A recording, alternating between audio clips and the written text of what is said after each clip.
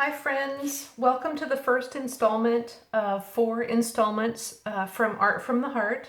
Today we're going to begin the process of making a hand-bound journal, and I have a sample of a book that I made, and I've made many of these books using used books that I've purchased at garage sales or library sales.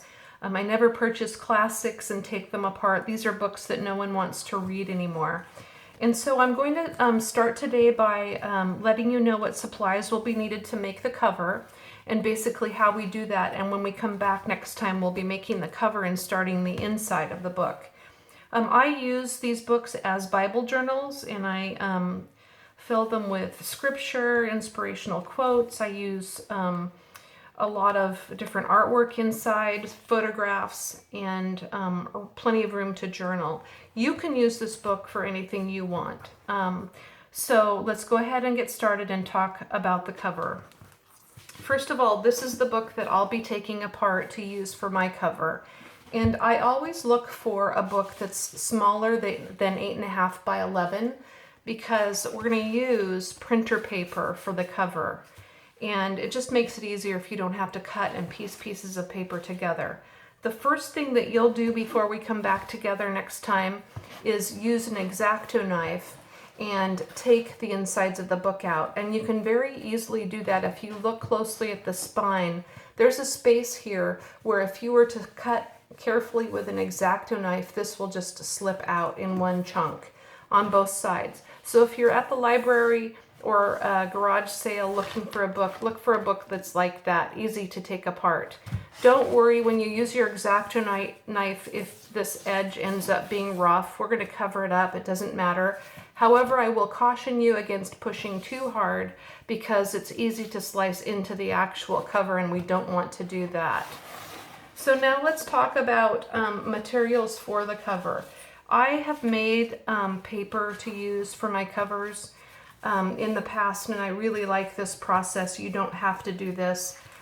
Basically, I use printer paper that's heavier than what, it's printer paper, but there are at least 2 different weights of printer paper, and I use the heavier weight. And I'll try to figure out what that is, and I'll put it on the website in the list of supplies. Basically, I use a fabric dye. I crinkle the paper. I put the paper in the fabric dye for a minute or so. I take it out and I let it dry completely outside on a clothesline or on newspapers on a picnic table. And once it's perfectly dry, I end up doing this several times just to get it a little bit more pliable, because I would like this cover paper to adhere to the book as if this was the original cover. And so that's why I go through that process. I've found that that works the best. It may rip, it doesn't matter if it rips. Just end up, if you're making one book, you'll need 4 pieces of paper that measure 8.5 by 11. You could also use scrapbook paper. I would look for the scrapbook paper that's printed on one side because it's going to be lighter, not as heavy as the double-sided cardstock. And again, you're going to want to have 8.5 by 11, 4 sheets, and you've already done this process to it.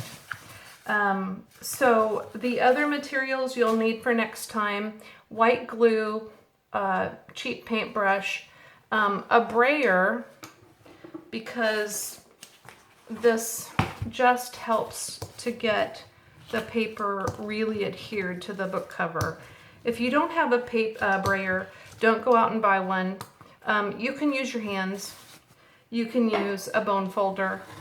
If you don't have a bone folder, can you see how nicely it gets into the crease? You can use your fingernail.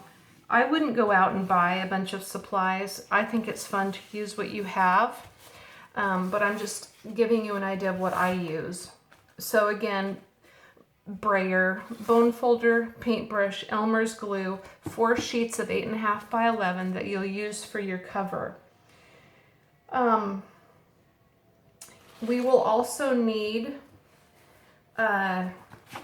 the double-sided cardstock to coordinate with the outside of your cover, and that will be to use at the around each section of paper in the book. We'll talk about embellishments to use next time, but just start thinking about what color scheme you want to use. So you'll have your double-sided cardstock, your cover paper, and the supplies needed to adhere the cover to the book. We will also be using waxed thread, and you can find that at craft stores. It comes usually in a little package, sometimes on a spool, and it has different names. I think Waxy Flax. I'll look into that and put that also in the list of supplies. So I hope you'll join me in making this handbound book. It's a lot easier than it looks, and I look forward to seeing you next time. Thank you. Bye-bye.